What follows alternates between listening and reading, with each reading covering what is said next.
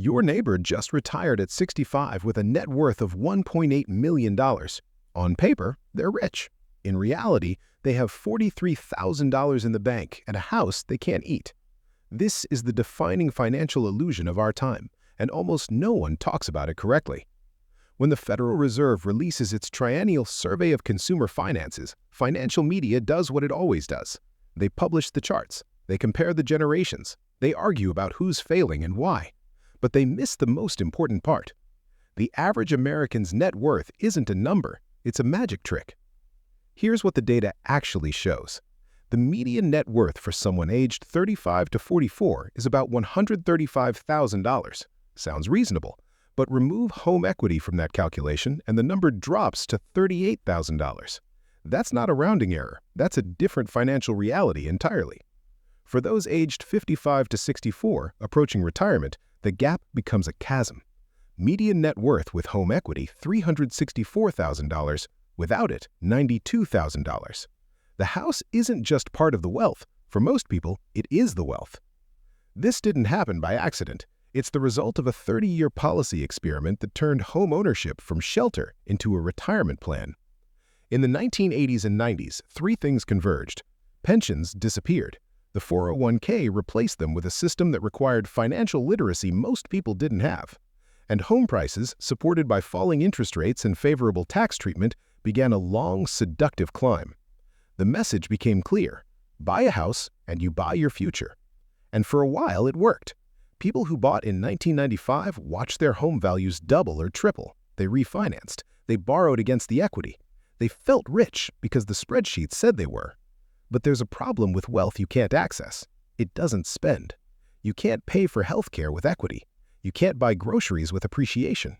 A reverse mortgage sounds like a solution until you read the terms and realize you're slowly selling your house to a bank at a discount, watching the thing that was supposed to save you dissolve in real time.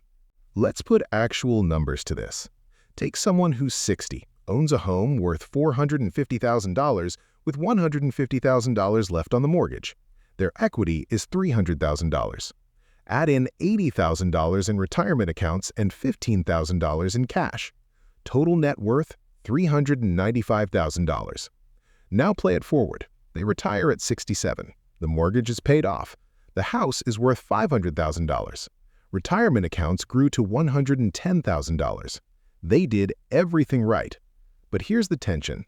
They need about $50,000 a year to live. Social Security covers maybe $28,000. That leaves a $22,000 annual gap. Their liquid assets will last 5 years. Then what? Sell the house? And move where exactly when median rent for a 2-bedroom is $1,800? Downsize? In a market where smaller homes barely cost less than larger ones because everyone else is trying to downsize too. Take out a reverse mortgage? Sure, at age 67, you might get a lump sum of around $240,000 on a $500,000 home. Sounds helpful until you realize that amount shrinks your estate to almost nothing. The interest accrues against the loan. And if you live to 87, you'll have spent 20 years watching the bank inherit your wealth. The math doesn't work. It just looks like it does. Now layer in what's happening to younger cohorts and the picture gets darker. People aged 25 to 34 today have a median net worth of around $39,000 with home equity. Without it, that drops to about $8,000. The problem is, fewer of them own homes at all. In 1990, 45% of people under 35 owned a home. Today, it's closer to 37%, which means the wealth-building engine that powered boomers and even older millennials is stalling out for everyone behind them. They're not failing to save. They're locked out of the asset that everyone told them was the only asset that mattered. Meanwhile, those who do manage to buy are doing it later with bigger mortgages in a higher rate environment. A 35-year-old who buys today won't pay off their house until they're 65. Their equity-building years are compressed. The window is smaller. And here's the irony. The people with all the home equity can't easily spend it. The people without it can't build it. We've created a system where wealth exists in a form that doesn't circulate. It just sits there, appreciating on paper, doing very little for anyone.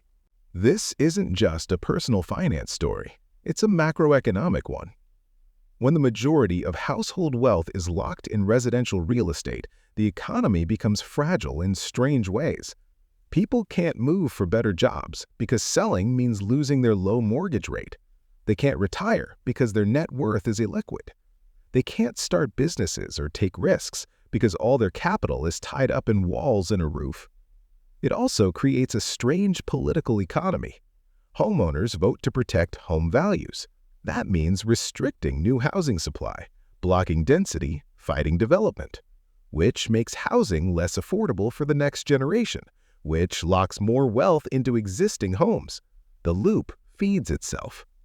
We've built a system where your financial security depends on an asset that only holds value if other people can't afford it. That's not wealth creation. That's a transfer game with a timer. And the timer is running. Because here's what happens next. The largest generation in American history, the boomers, is aging into the phase where they need to extract value from their homes, downsizing, reverse mortgages, selling to fund care, at scale. What happens to home prices when 10 million households try to liquidate at the same time? What happens to the net worth of younger people who just bought assuming appreciation would continue forever? What happens when the thing we told 3 generations to bet everything on stops being a safe bet?